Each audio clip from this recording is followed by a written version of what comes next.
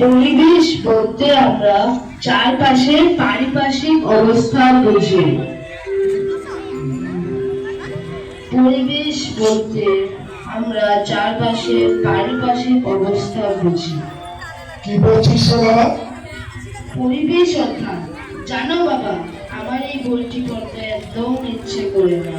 কোনো গল্প নেই, কবিতা নেই। তাহলে কি আর হয়? দেখ, আমি হচ্ছি মুখ্য সূক্ষ্ম মানুষ, তবে এটা বুঝি যে আমরা হচ্ছি মাটির মানুষ, তাই আমাদের পরিবেশকে দূষণমুক্ত করতেই হবে। তা কেমন করে সম্ভব? পরিবেশকে দূষণমুক্ত করতে হলে সকলের সচেতন হতে হবে। শুধুমাত্র সরকারের প্রচেষ্টায় হবে না রে, সকলেরই প্রচেষ্টা দরকার।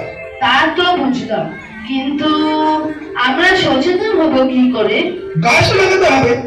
আরে গাছ লাগাতে হবে রে, গাছ আমাদের বাঁচিয়ে রাখবে। তুমি এই কথা জানলে কি করে? কেন, প্রতিদিন আমাদের যে পাঠ পড়ানো হয় সেখান থেকে জেনেছি। ও, তুমি বুঝি বিকালে ওই বৃদ্ধদের পাঠশালায় যাও? যাই বই কি রে, যাই বই কি, প্রতিদিন যাই। আর সেখান থেকে আমরা জেনেছি গাছ থাকলেই মানুষ থাকবে, আর গাছ শেষ করলে মানুষ শেষ হয়ে যাবে রে। ওগো, শুনছো? হ্যাঁ বলো। বাজারে যাবে না? যাবো। মেলাতে গড়িয়ে এলো। যাবো গো, যাবো। এতক্ষণ এই বাপ্পাটা মিলে পরিবেশ নিয়ে কথা বলছিলাম। ও, নিতাই দাদা এসেছিল, বললো বিকালে নাকি চণ্ডীতলার মণ্ডপে কিসের সভা আছে, তোমাকেও যেতে বলেছে। এই পরিবেশ সচেতনতা নিয়েই আজকে সভা হবে জানো। আমি যখন খেতে কাজ করছিলাম তখন মহিমবাবু আমাকে বলেছে। আচ্ছা যাও, বাজারে ব্যাগখানা বাজার করে নিয়ে আসি। ব্যাগ? ব্যাগ আবার কেন গো? তুমি তো সব সময় প্লাস্টিকের ব্যাগে করেই বাজার আনো। আর যাব না, আর যাব না। এই গ্রামে সকলেই স্থির করেছি আর প্লাস্টিকের ব্যাগ ব্যবহার করব। ওহো, তাই বুঝি এতদিনে সকলের হুঁশ হয়েছে? আমি তো সেই কবেই বলছিলাম প্লাস্টিকের ব্যাগ আমাদের যথেষ্ট ক্ষতি করছে। আরে বাবা, তুমি হলে ওই শহরের মেয়ে, তোমার মধ্যে যে সচেতনতাটুকু আছে তা তো আমাদের মতো মুখ্য সূক্ষ্ম মানুষের নেই। আচ্ছা যাই, বাজার করে নিয়ে আসি। কেন মা, প্লাস্টিকের ব্যাগ আমাদের কি ক্ষতি করছে? প্লাস্টিকের ব্যাগ বাবা আমাদের নানা ভাবে ক্ষতি করে। এই প্লাস্টিক সহজেই নষ্ট হয় না, আর এতে খাওয়ার জিনিসও তো বিশুদ্ধ থাকে না রে বাবা। আচ্ছা মা, পরিবেশ বিশুদ্ধ মানে কি? পরিবেশ বিশুদ্ধ মানে পরিবেশকে দূষণ মুক্ত রাখা। আর এই ব্যাপারে আজ মরল মশাই চণ্ডী মণ্ডপে এক সভার আয়োজন করেছেন। চল চল চল, আর পড়তে হবে না, স্নান করে খেয়ে স্কুলে যা।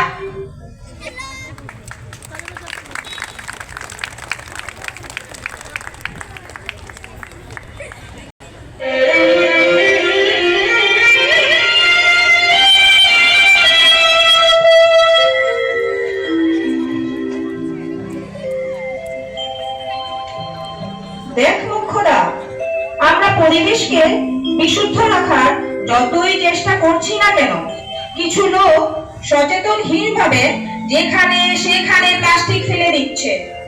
সে আর বলতে আছে, কিছু শিক্ষিত লোকই এগুলো করছে।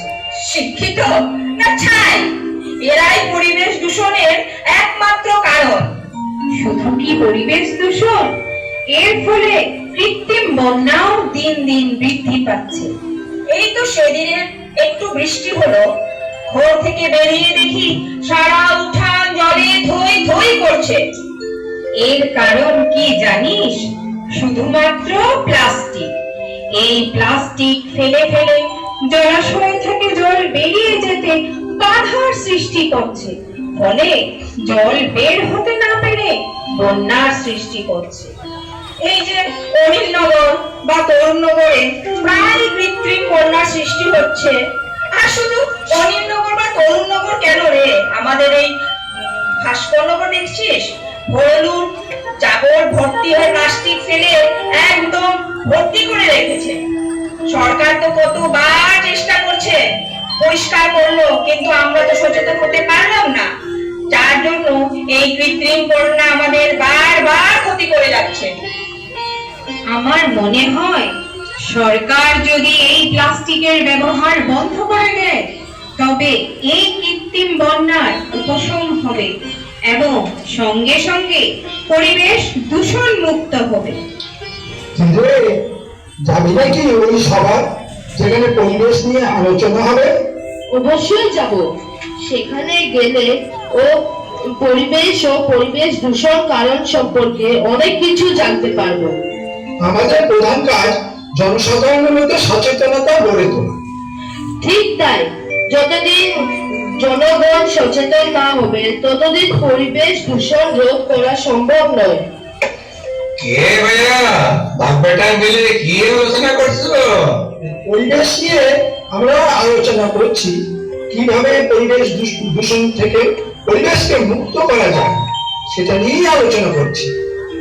একটা ভয়ানক খবর শুনেছো? এই রাস্তা তৈরির জন্য সমস্ত এই গাছগুলো কেটে ফেলবো বুঝি। কি বলছো? তাহলে তো পরিবেশ দূষণ আরো বাড়বে। শুনেছো রাস্তার গাছগুলো যে কেটে ফেলবে? কে বললো? আমার স্বামী তো একথা শুনে এসেছে, আমাকে তো সেই বললো। এ অসম্ভব, এটা কোনো মতেই হতে দেব না। তা কি করে? চল আমরা সেই সভায় যাই, যেখানে একটা সঠিক সিদ্ধান্ত নেওয়া যেতে পারে, যাতে পরিবেশ দূষণ রোধ করা যায়।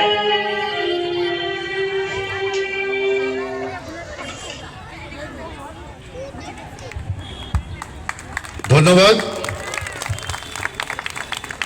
অখণ্ড নাট্যগোষ্ঠীকে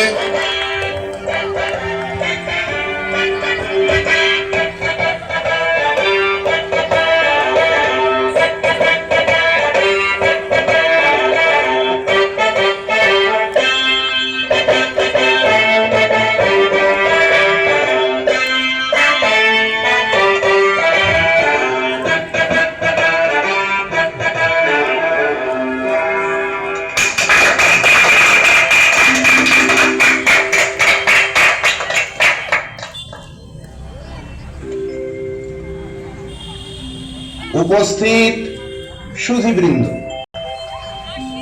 আজকের এই সভায় আমরা এখানে উপস্থিত হয়েছি পরিবেশ দূষণ এবং তার প্রতিকার সম্পর্কে আলোচনা করতে।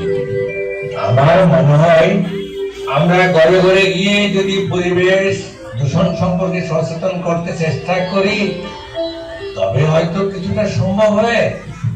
এটা খুব কঠিন কাজ দাদা, তার চেয়ে বরং আমরা সরকারের কাছে আবেদন নিবেদন করি। সরকারের কাছে গিয়ে কিছু লাভ হবে কি? শুনেছি ফ্লাইওভার নির্মাণের জন্য সব গাছ কেটে ফেলবে। তাহলে তো এই পরিবেশ দূষণ আরো যে বাড়বে। আমি পরিবেশ অধ্যয়ন বইতে পড়েছি, গাছই আমাদের প্রাণ। আমিও তাই শুনেছি। ঠিক তাই।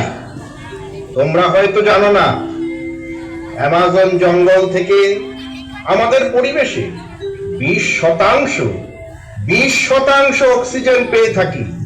তাই বলা যায় গাছ ও প্রাণী উভয়ের সঙ্গে জড়িত। তাহলে কি হবে আমাদের পরিবেশের? কেন, আমরা সবাই যদি বৃক্ষরোপণ করি তাহলে পরিবেশে গাছে পরিপূর্ণ হবে। ঠিক তাই। আজকের এই শুভ দিনেই আমাদের প্রতিজ্ঞা করতে হবে যে আমরা সবাই একটি করে বৃক্ষরোপণ করব।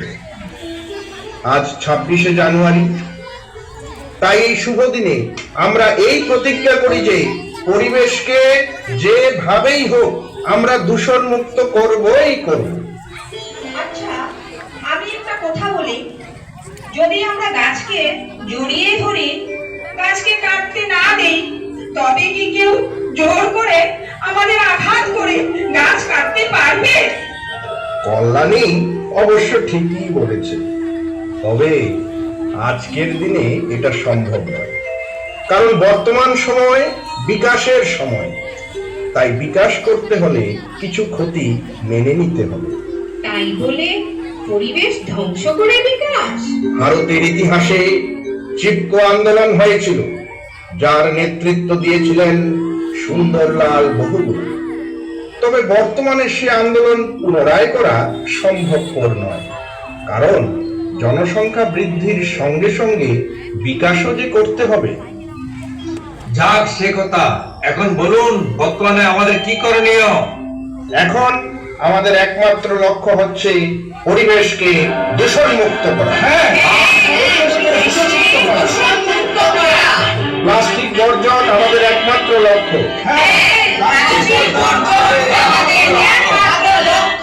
পরিবেশ দূষণ চলবে না, চলবে না, চলবে না।